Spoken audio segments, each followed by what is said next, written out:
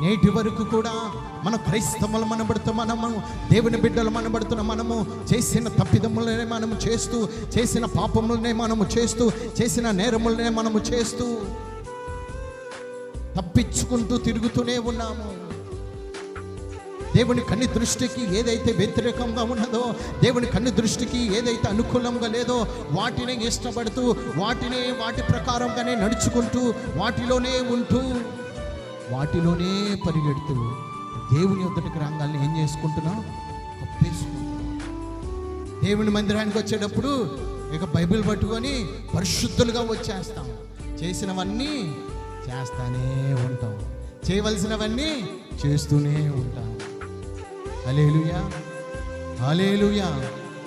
చాలా మంచిది, అందరూ అంగీకరించినట్టున్నారు. హల్లెలూయా, హల్లెలూయా.